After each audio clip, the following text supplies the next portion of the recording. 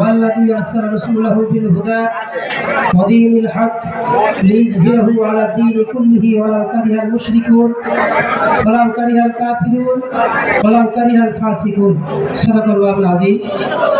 বিক্ষোভ সমাবেশের আজকের এই মহতী অনুষ্ঠানের সম্মানিত সভাপতি, সম্মানিত প্রধান অতিথি, সম্মানিত বিশেষ অতিথিবৃন্দ, বাংলাদেশ জামাত ইসলামীর মহেশপুর থানার বিভিন্ন পর্যায়ের নেতৃবৃন্দ, বিভিন্ন ইউনিয়ন থেকে আগত সম্মানিত অতিথিবৃন্দ, আজকের উপস্থিত আমাদের ইসলামী আন্দোলনের কর্মী ভাইরা, আসসালামু আলাইকুম ওয়া রাহমাতুল্লাহি তাআলা ওয়া বারাকাতুহু।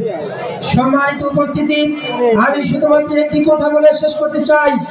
আল্লাহ রাব্বুল আলামিন বলেন, ওয়াল্লাযী আরসালা রাসূলাহু বিল হুদা ওয়া দীনিল হক লিইযহিরাহু আলা দীনি কুল্লিহি ওয়ালাউ কারিহাল মুশরিকুন।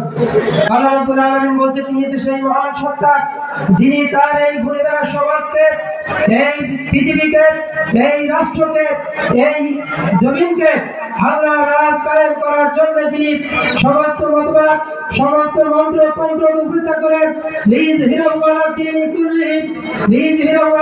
কুল্লিহি সকল মতবাদের উপরে আল্লাহর সত্য দিনকে বিজয় করার জন্য যে নবী রাসূলকে যুগে যুগে প্রেরণ করেছিলেন, আমাদের নবী হযরত মুহাম্মদ সাল্লাল্লাহু আলাইহি ওয়াসাল্লাম সেই আলোকিত বিধান আমরা আজকে বুকে ধারণ করে বাংলাদেশের 18 কোটি মানুষকে ন্যায় ইনসাফ ভিত্তিক সমাজ কায়েম করার জন্য যে আন্দোলন সংগ্রাম ইতিমধ্যে করে গেছি।